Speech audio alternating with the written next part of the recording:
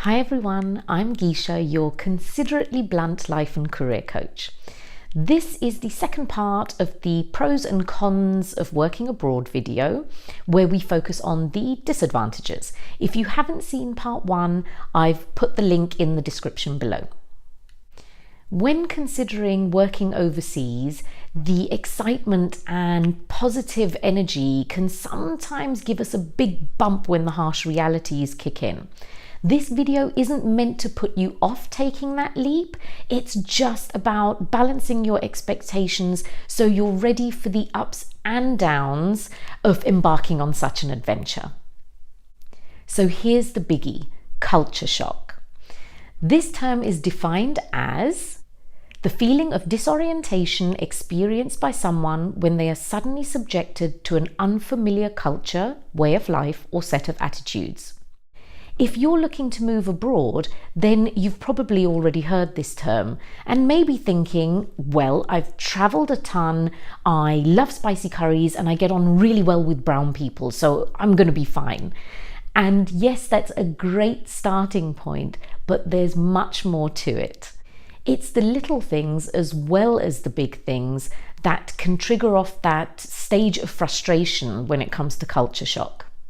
For example, handling bureaucratic procedures for really simple admin tasks, dealing with corruption, adjusting to local religious laws, managing chauvinism in all its glorious forms, learning a new language, driving on the wrong side of the bloody road, not being able to buy Walker's crisps or Mr. Kipling's fondant fancies, not getting your kid into a decent school without permission from your local priest. This is just a snippet of the examples that could meet you when you work and live abroad. When you're on holiday or you take a quick work trip, you don't have enough time to absorb and get annoyed by these little things, but it really makes a significant difference when you're living there. Another con to working abroad is the topic of family. Now, I mentioned this as family benefits in the pros last week and said that I'd put it here too.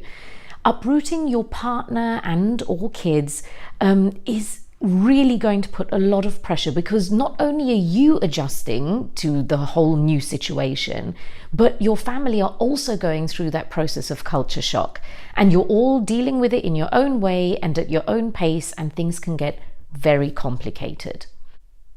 On the other hand, if you're going overseas alone, then leaving behind friends and family can leave a gap that you start to notice once the excitement dies down. Irrespective of where you are in your stage of life and how secure you feel, homesickness can really happen. But it's not all doom and gloom. The cool thing is that there are things that you can do to offset every single disadvantage that I can think of, right? So you can go online, do some research. There are articles, there are people who are blogging about their lives, their experiences abroad, and you can prepare yourself as best as possible before you actually go. There are coaches out there who can help you through the entire transition, and there are experts who deal specifically with expat children and expat partners. So these are all things that you can do to help with that whole transition.